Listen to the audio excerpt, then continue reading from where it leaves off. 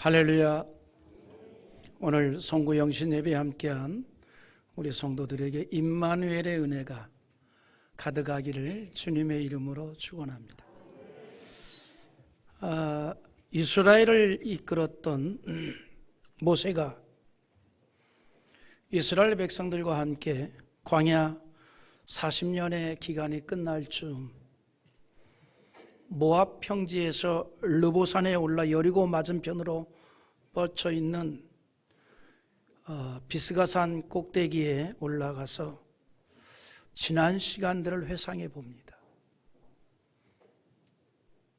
여기까지 올 때까지가 120년의 세월이 흘렀습니다. 지난 시간을 쭉 회상을 해요. 모세의 나이가 그때가 120세입니다. 이스라엘을 애굽에서 이끌고 왔던 모세는 정말 가나안 땅을 들어가고 싶었거든요. 근데 그 땅을 들어가지 못하고 여리고 맞은편 비스가 산 마루턱에 올라서서 그동안 그가 걸어온 지난 세월들을 돌아보게 되었습니다. 모세는 자신의 삶이 얼마 남지 않았다는 걸 감지한 거죠. 이제 내가 얼마 남지 않았구나. 그래서 생애 종교를 눈앞에 두고 그가 걸어온 120년의 생활을 되돌아보았던 겁니다. 이스라엘 백성들과 함께 했던 광야 40년의 세월만이 아니라 애굽의 궁중에서 왕자의 지위를 가지고 호화롭게 살던 생활, 또 미디와 광야로 도망하여서 이드로의 양을 치면서 지냈던 그 고독한 순간들, 그가 이 비스가산 산마루턱에 선 모세의 기억 속에 주마등처럼 스치고 지나가는 겁니다. 지나온 일들을 돌이켜 생각해 보면 애굽 궁중에 호화롭던 40년의 생활도 잠깐이요, 미디안 광야에서 고독하게 이드로의 양을 치던 40년의 고생도 일시적인 것이요, 광야길의 40년의 고난과 고통, 괴로움도 이제 지나고 보니 한순간에 불과했다는 것입니다. 그래서 모세는 그저 모든 것이 한순간에 지나지 않는 인생사라는 걸 그때 절절히 깨닫게 됩니다. 예전에 어떤 장로님이, 그때 아마 연세가 한 75쯤 됐는데, 간혹 가다가 5살, 6살 때 얘기를 하는 거예요. 아주 생생하게. 제가 신기하게 생각을 했어요. 저 연세가 돼도 5살, 6살 때 기억을 저렇게 생생하게 하는구나. 그 얘기를 가끔 하는 거예요. 생생하게 기억납니다. 우리의 어린 시절이 생생하게, 바로 어제 일처럼 기억이 나요. 생생하게. 지금 모세가 그랬단 말이죠. 120세입니다. 그가 이렇게 120년 세월 동안 선이 굵은 40년의 삶을 살았는데, 그 모든 것이 한순간에 지나지 않는 인생사였다라고 생각하면서 그 자리에서 하나님을 바라보면서 시 한 수를 읊었습니다. 그것이 바로 시편 90편입니다. 그 시편 90편에서 모세가 인생에 대해서 말하기를 이렇게 말하는데, 5절과 6절에 보면 이런 말씀이 있어요. 시편 90편 5절과 6절 한번 읽어볼까요? 주께서 그들을 홍수처럼 쓸어가시나이다. 그들은 잠깐 자는 것 같으며 아침에 돋는 풀 같으니이다. 푸른 아침에 꽃이 피어 자라다가 저녁에는 시들어 마르나이다. 이게 인생이다 이 말이죠. 모세는 어찌 보면 말씀드린 대로 선이 대단히 굵은 인생의 세 단계를 거쳤습니다. 처음 40년은 애굽 왕궁에서 왕손으로서의 부귀와 영화를 누렸고, 두 번째 40년은 광야에서 양을 치면서 권세의 허무함과 무력함을 경험했습니다.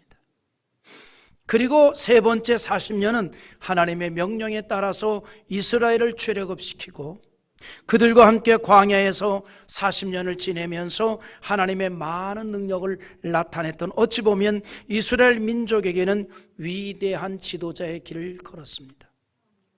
그런데 그 모세가 우리 인생에 대해서 표현하기를 아침에 피었다가 저녁에 떨어지는 꽃과 같은 인생이다, 이렇게 말합니다.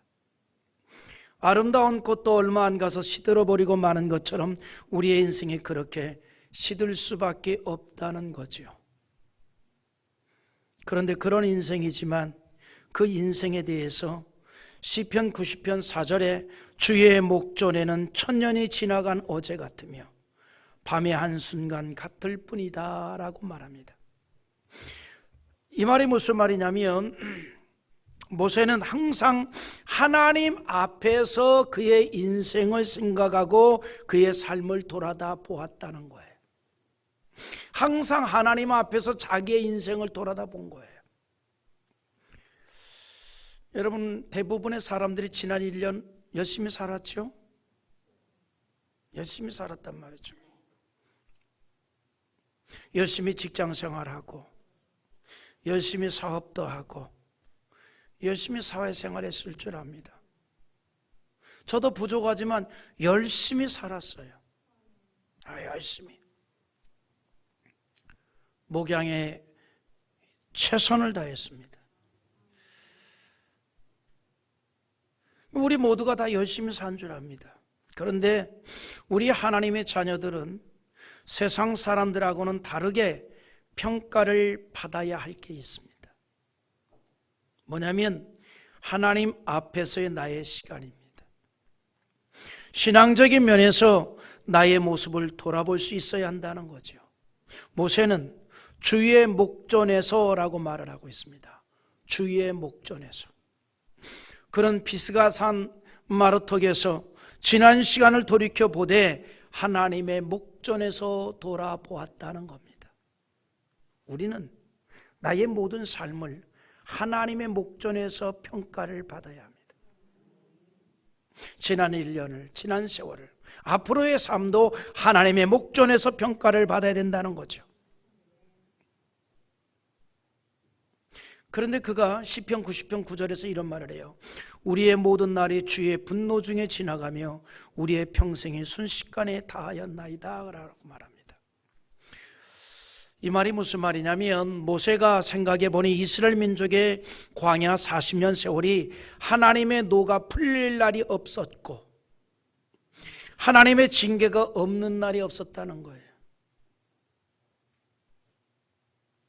그러나 하나님의 분노와 징계 속에서도 세월은 쏘산개같이 지나갔습니다. 그래서 우리의 모든 날이 주의 분노 중에 지나가니라고 말합니다. 이스라엘의 광야 40년은 주의 분노와 징계로 점철된 세월이었다는 거죠. 우리는 이 말씀을 통해서 우리 자신을 신앙적으로 한번 돌아볼 수 있기를 바랍니다. 우리의 지난 시간은 주님께서 어떤 심정이었을까? 여러분 스스로 한번 생각해 보세요. 나의 지난 시간들이 주님께서는 어떤 심정이었을까? 분노였을까? 아니면 안타까움이었을까? 아니면 칭찬이었을까? 하나님은 우리의 삶이 신앙적이기를 원하고 하나님의 기쁨이 되기를 원합니다. 여러분, 그래서요, 우리의 삶이 아주 조금만 하나님의 기쁨이 되어도 하나님은 우리의 인생을 잘되게 합니다. 많이가 아니에요. 많이 아니에요. 이거 꼭 최근 어떤 가수가 불렀던 유행가 노랫말 같아요. 많이 아니에요. 조금만.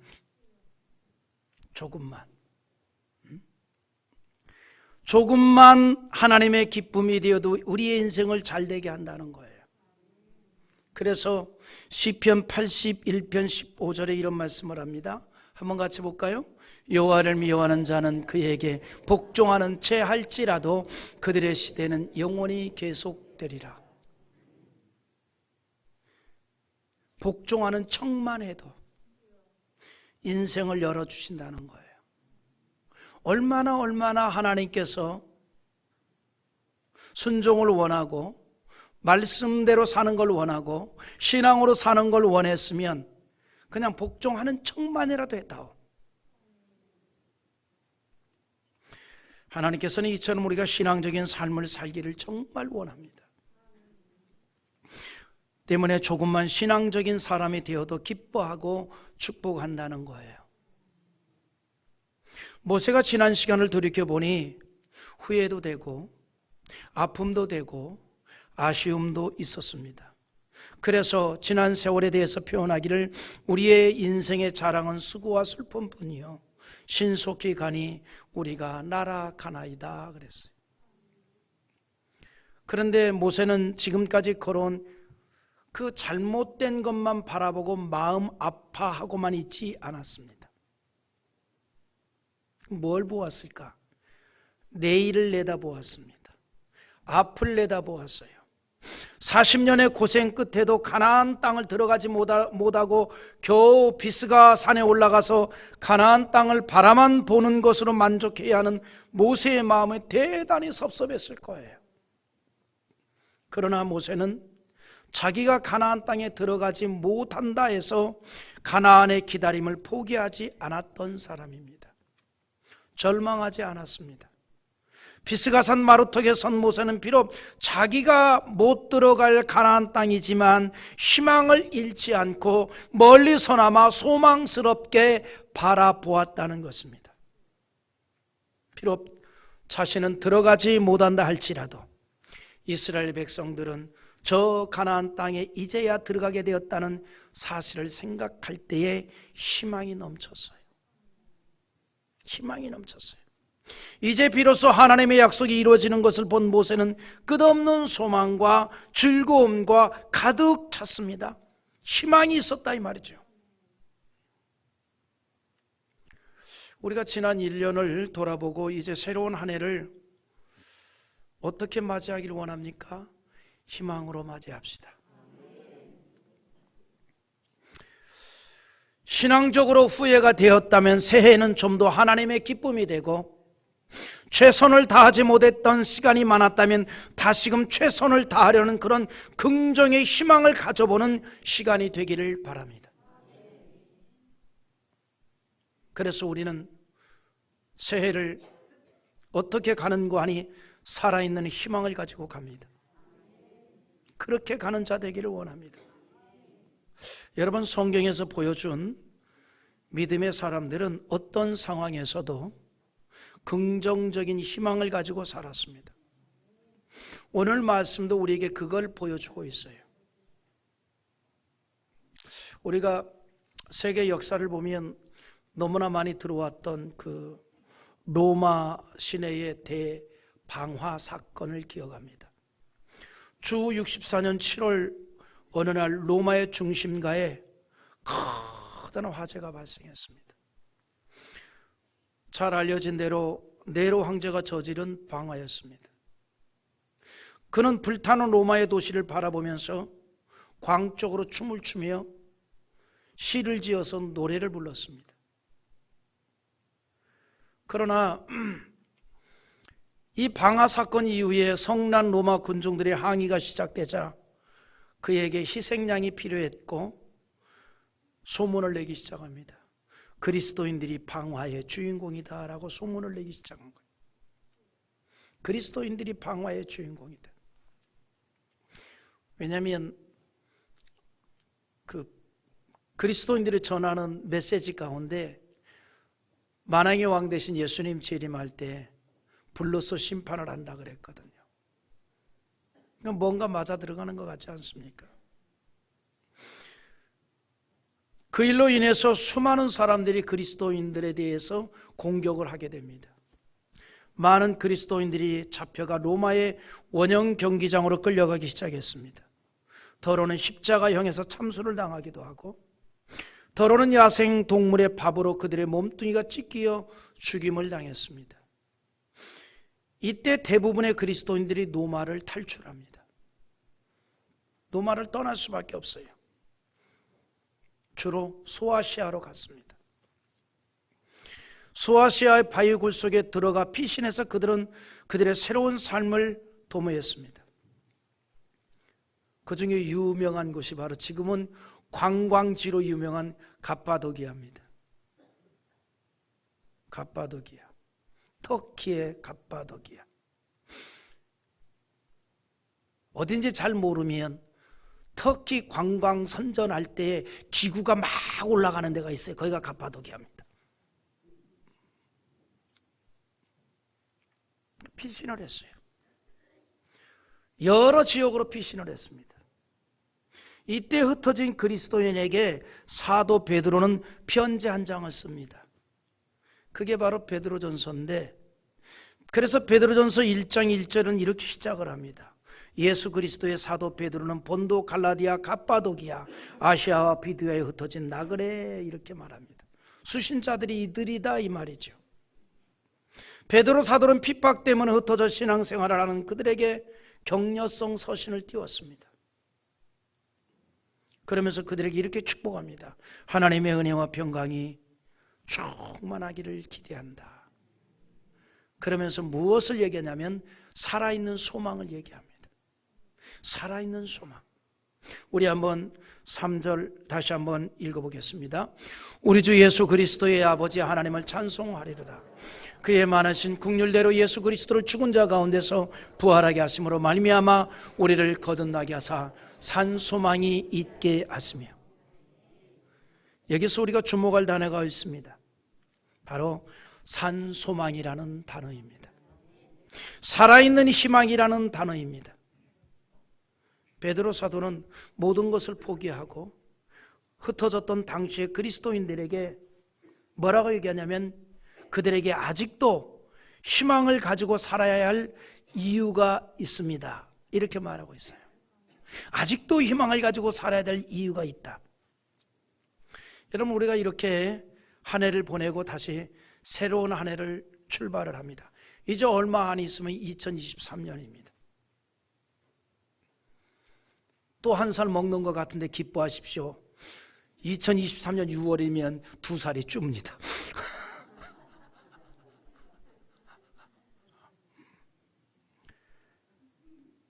이제 한 해를 출발하면서 사람마다 다양한 감정으로 시작을 합니다. 어떤 사람은 절망 가운데 시작을 할 것이고, 그렇잖아요. 똑같이 한 해를 맞이하는데 절망 속에 한 해를 맞이합니다. 에휴, 또 한 해가 시작됐구나. 이런 사람도 있을 수 있겠죠.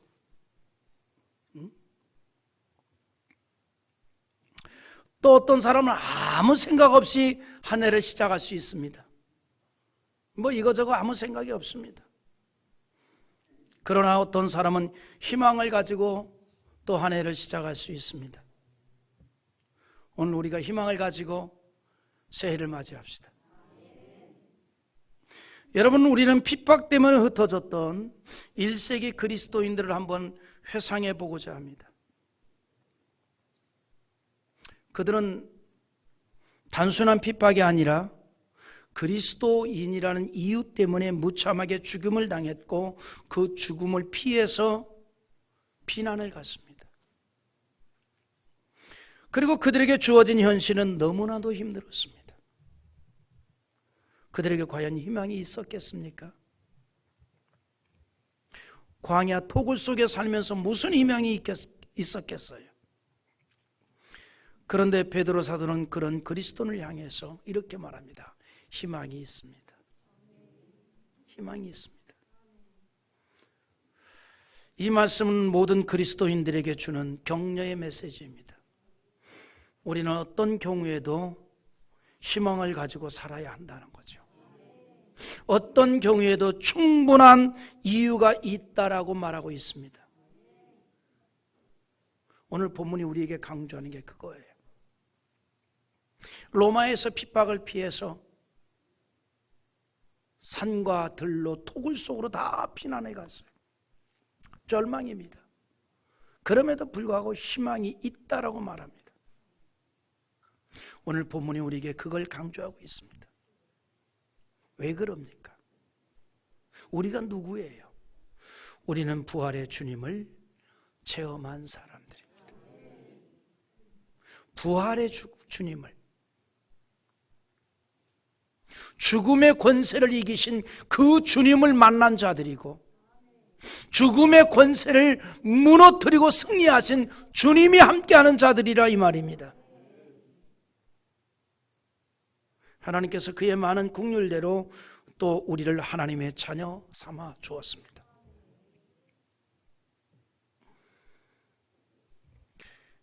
그래서 우리가 희망을 가지라는 거예요. 죽음을 이기신 주님의 능력이 함께하기 때문에 어떤 절망적인 상황이라 할지라도 희망을 가지라는 거예요.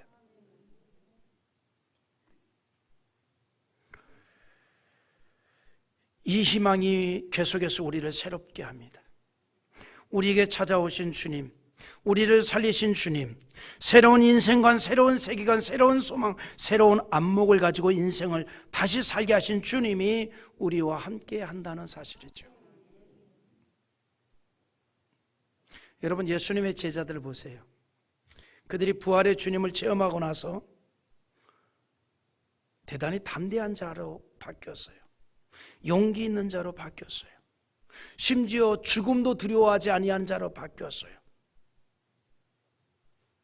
왜냐하면 부활의 주님을 체험한 사람은 살고 죽는 것에 의미가 있는 것이 아니고 하나님의 영광이 되는 것에 의미를 두고 있기 때문입니다. 사도 바울이 그랬습니다. 그는 부활하신 예수님을 만나고 나서 죽음도 초월했어요. 빌립보 1장 21절에 이렇게 말하죠. 이는 내게 사는 것이 그리스도니 죽는 것도 유익함이라. 이 말이 무슨 말이냐면 내 삶의 의미는 오직 그리스도의 영광이다.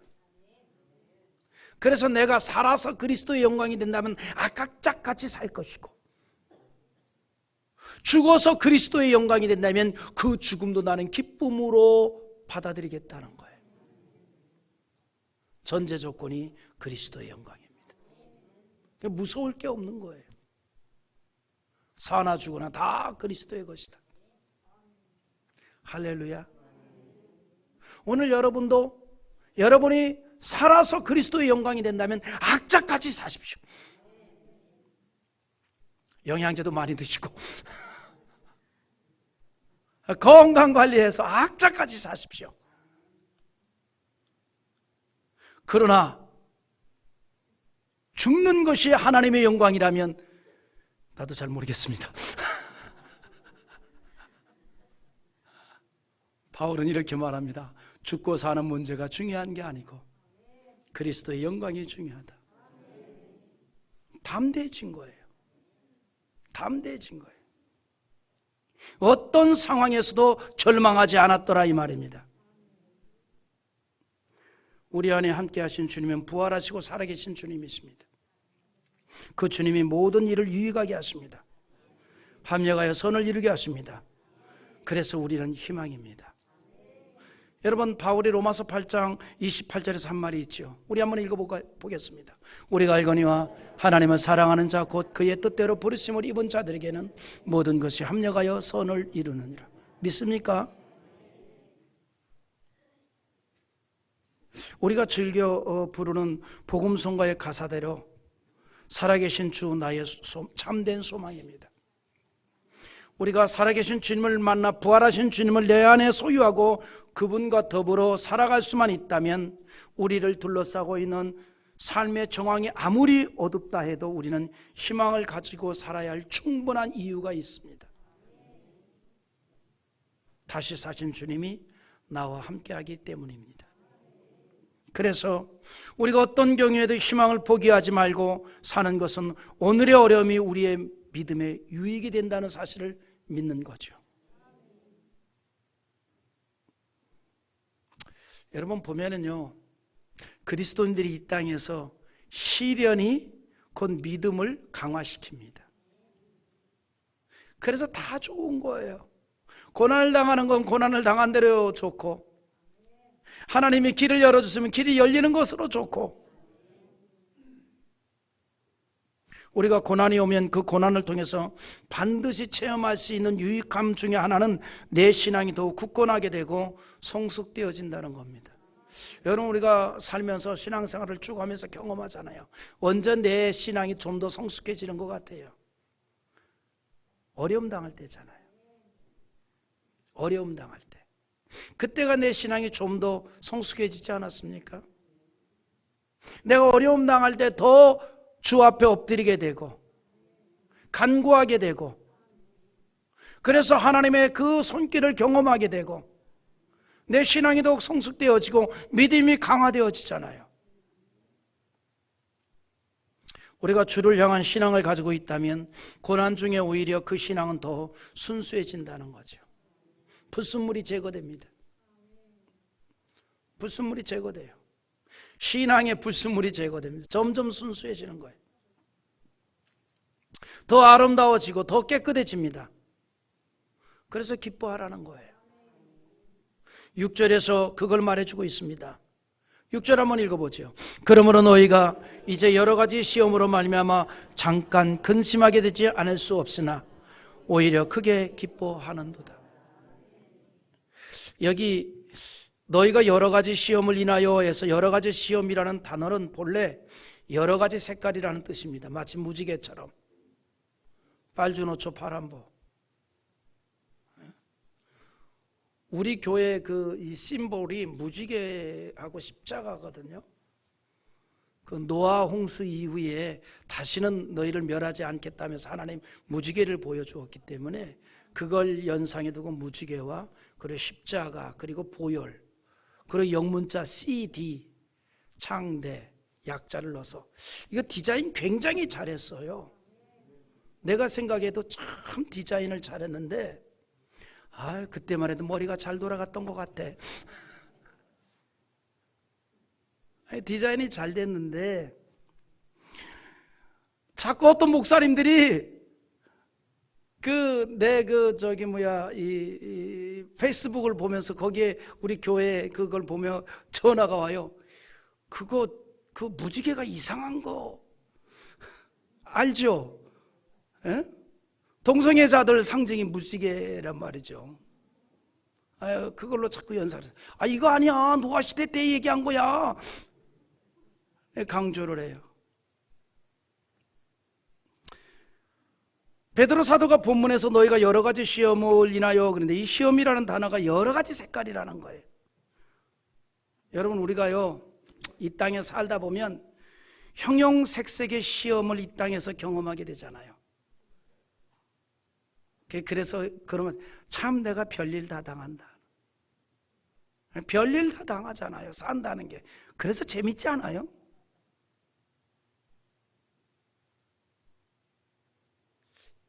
코드가 안 맞나?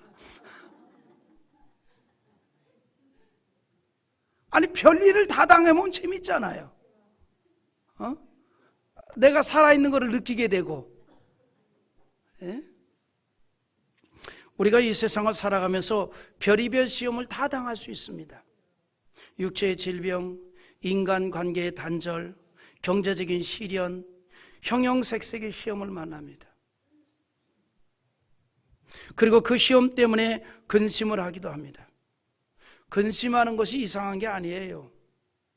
우리 인간이 연약하기 때문에 근심할 수 있습니다. 믿음으로 살아도 근심할 수 있어요. 그러니까 믿음으로 사는 사람이 근심한다고 함부로 정죄하지 마십시오. 근심할 수 있어요. 베드로 사도도 그걸 얘기했어요.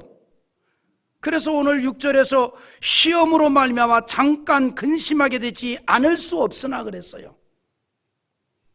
이들이 누굽니까? 순교적인 믿음을 가지고 살았던 자들이에요. 오직 주와 복음 때문에 삶의 터전을 다 포기하고 광야로 피신했던 자들입니다. 오직 신앙 때문에. 그렇다 할지라도 잠깐 근심할 수 있다는 거예요. 근심할 수 있어요.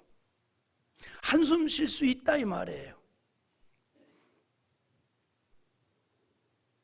그러나 주를 향한 믿음으로 그 모든 것을 극복하게 된다는 거죠. 근심이 얼마 동안은 있을 수 있습니다. 그러나 오래가지 않습니다. 믿음의 사람에게는 근심이 오래가지 않습니다. 그래서 잠깐이라고 하였습니다. 잠깐 근심하게 되지 않을 수 없으나 그 다음에 중요한 게 마침내 오히려 기뻐하게 된다는 거예요. 믿으면 아멘 합시다. 근심을 넘어서 마침내 기뻐할 수 있다는 이 기쁨이 커다란 기쁨의 이유입니다. 시험 때문에 근심을 하였다가 오히려 기뻐한다는 것입니다. 그래서 7절에 이런 말을 합니다. 마지막으로 우리 7절 한번 읽고 정리합니다.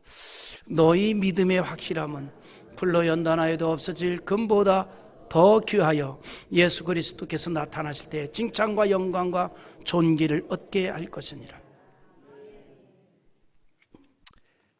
하나님께서 믿음으로 사는 성도에게 칭찬과 영광과 존귀를 얻게 한다는 거예요. 이것은 천국의 영광만이 아니라 이 땅에서의 인생도 복이 되게 하는 하나님의 은혜를 약속하는 겁니다. 그래서 하나님께서 허락하신 영광스러움을 생각하니 기쁨이 된다는 거예요. 사랑하는 성도 여러분, 정말 2024년 새해가 하나님으로부터 칭찬과 영광과 존귀를 얻는 그런 한 해가 되기를 원합니다. 우리가 그것을 소망하면서 살아갑시다.